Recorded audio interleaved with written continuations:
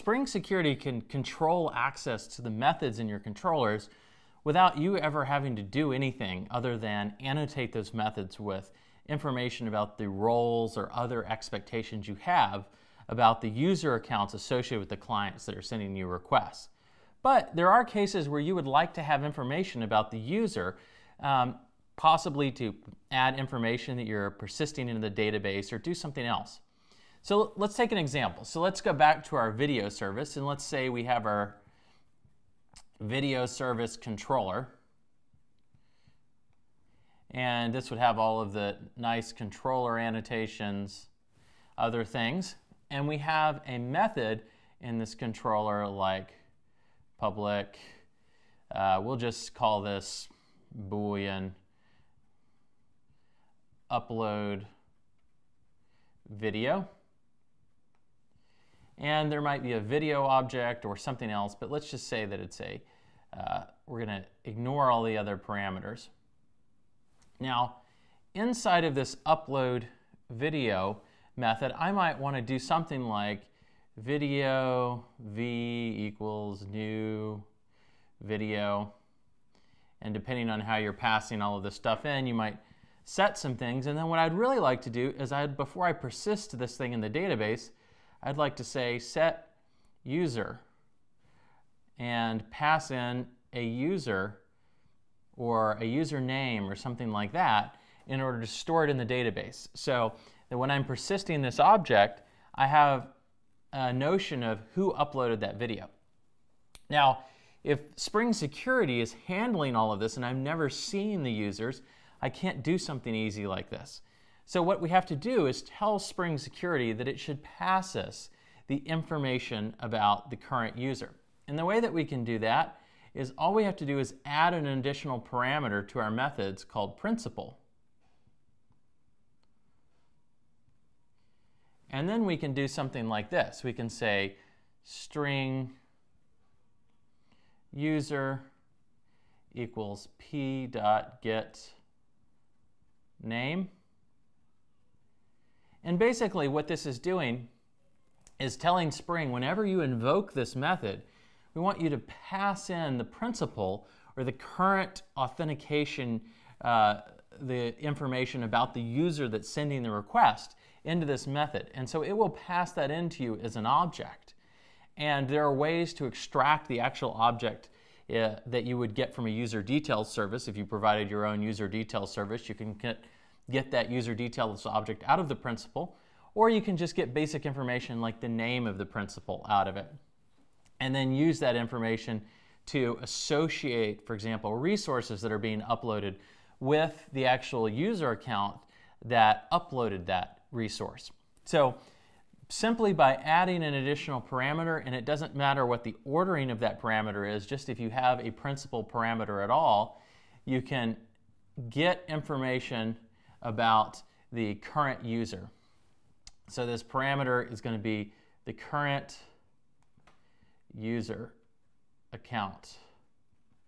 And if no one is logged in, this would obviously be null. So these types of methods where you're taking a principal as an argument almost always need at pre-authorized or secured or one of the other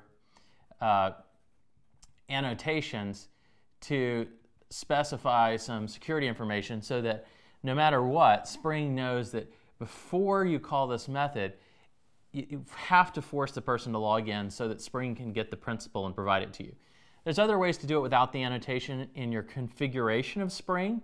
You could just say that this is a method that requires full authentication, in which case Spring will always make sure that if a client sends a request, that they have to authenticate and create a session before this method gets invoked.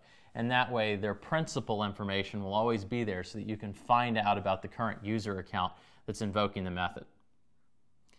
Although we can get access to the principal in our methods, a lot of times we don't actually need to do that in order to provide some more advanced security. So let's take an example again with the upload video. So let's assume we have this video service and the users can go and post videos that are going to be uploaded. So they're posting some JSON that's being converted into a video object by Spring for us. And inside that video object, One of the fields that we have is some information about the owner of that video. Or this could be a delete method where we're going to go and delete a particular video. But one of the things that we might want to do is enforce the rule that when you upload a video, whoever is listed as the owner has to be the user that's currently logged in. Because we don't want somebody to go and upload a video that they don't own, or to upload a video and then have the owner set to someone other than their account. We always want the owner to be associated with them. The way that we can enforce this is, in Spring we can use a more complex expression in our @preauthorize. We can actually say hash video, because v is the parameter, dot owner equals principal name. And what this is telling Spring is, in order to invoke this method, not only must the client have a current session established that's associated with a user that's known, but the video that you're sending here, in this case v, the owner member variable of that video down here has to match the name of the current principal or the user account associated with the client that's sending the request. So we're not only restricting this method and saying certain users, for example, could have access to it, but we can also restrict the format or the requirements in the data that they're sending. So in this case, we're creating a relationship between the video and its owner and the currently logged in user and the name. So this is the user name of the client. So whatever client has logged in and established a session, this is going to be the username of that. And this is going to be data that's coming from the user, this video. So this came from the user or the client. So we're forcing them to make sure that when they upload a video that they are matching the ownership to their username.